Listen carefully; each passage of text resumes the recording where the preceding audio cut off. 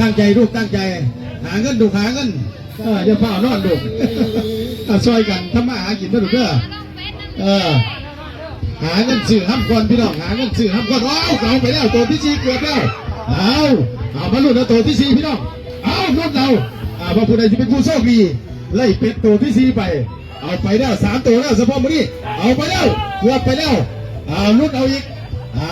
เอาให้ได้พอดีบอได้พี่น้อง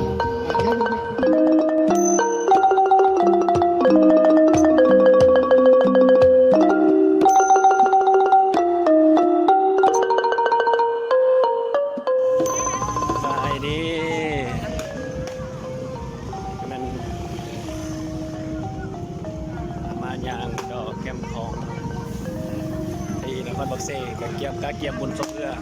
ปี2022จะมีการให้ดินกิจกรรมหลายอย่างอยู่เนาะก็จะเป็นสัตว์ปุ่มเป้าสัตว์ต่างๆมีหลายกิจกรรมให้ดิน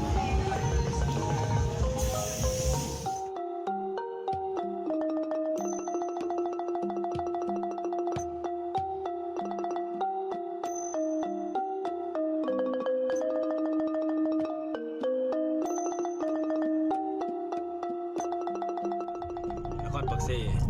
ตอนนี้เขากำลังเดิมเนาะจัดงานวุฒิกระเดียนกันแต่หลายบทอยู่เอากันเป็นได้มาเบิ่งก่อนเนาะเบิ่งหลาบเบิ่งเล่าเบิ่งเส้นทางไว้เพื่อสิได้ย่างสะดวกแน่แต่ว่ากับมือนั้นก็น่าสิเต็มหมดแต่ว่ามื้อนี้ก็คนจี้กลายหลายอย่างกันกำลังละลายนะเพราะว่าบ่ได้เฮ็ดมาก็2 ปี3 ปีเนาะตอนนี้เรากำลังสล้อรถก่อนเนาะคนหลายศูนย์ทั้งยูนิเทลเพิ่นอันนี้ยูนิเทลตัวนี้ก็เล่าโทรคมเอิ้นนี่เจอกับสาวเล่าโทรคมอยู่นี่แล้วนี่สาวลัก5เป็นสาวลัก4มาเส้นทาง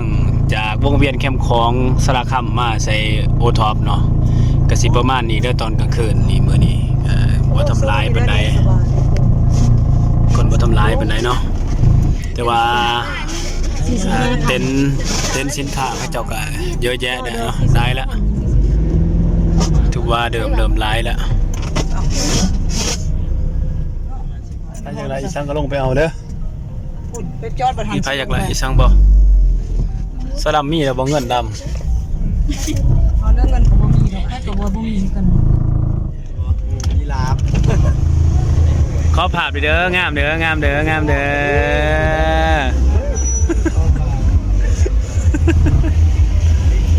ได้ลำต้องไม่ลำขางห้องหมอเลยเนาะส่วงน้ำมันเนี่ยทุนหน้าฮอดเพื่อนขางฮอดสร้อยขางห้องหมอแล้วตอนนี้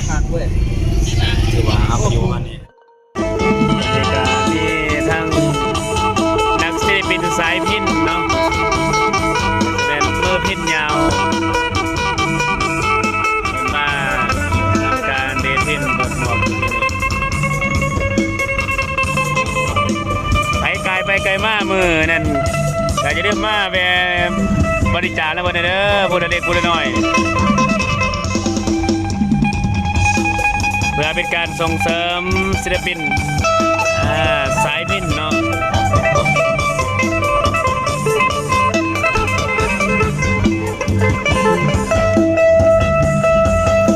ข้าพเจ้าให้ทีมงานลงไป2 คน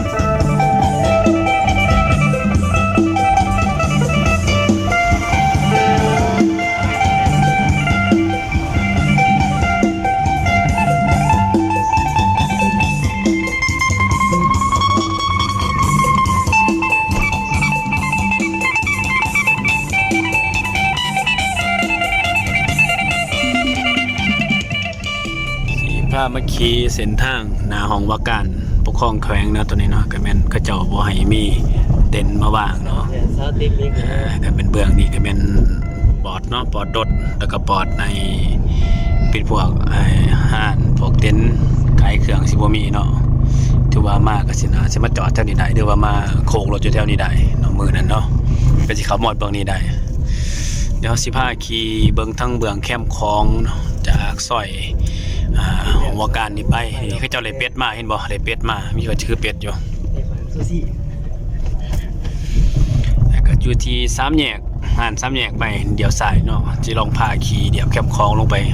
ฮอดใต้เพิ่นเบิ่งบรรยากาศนำกันเด้อมีหลายกิจกรรมเนาะให้เบิ่งก็จะมีว่าจะเป็นสัตว์ปกเป่าบ่สิโยนบวกโยนกระซ้ำแล้วก็ยังมีโยนบวกคอเป็ดอีกแล้วสิมีสัตว์บ่มักสัตว์มักหยังเนาะทั้งเบิ่งแคมป์คลองเลยนี่เด้อแต่3แยกห่าน3แยกมาเนาะลงไปฮอดไตก็สิประมาณนี้เนาะ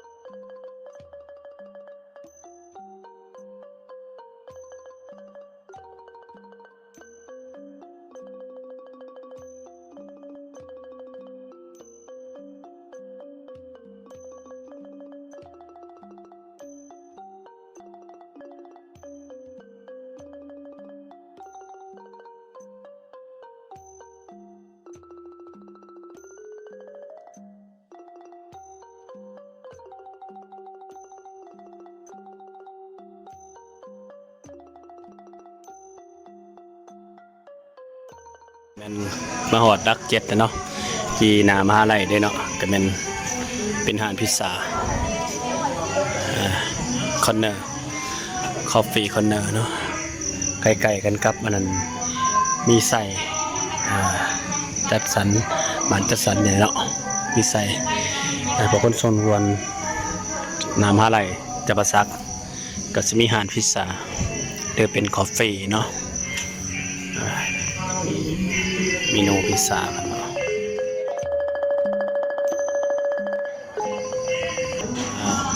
บรรยากาศกลางคืนอยู่โตนอาหารพิซซ่าสีประมาณนี้เนาะไก่กับมีอาหารแต่ได้อันอยู่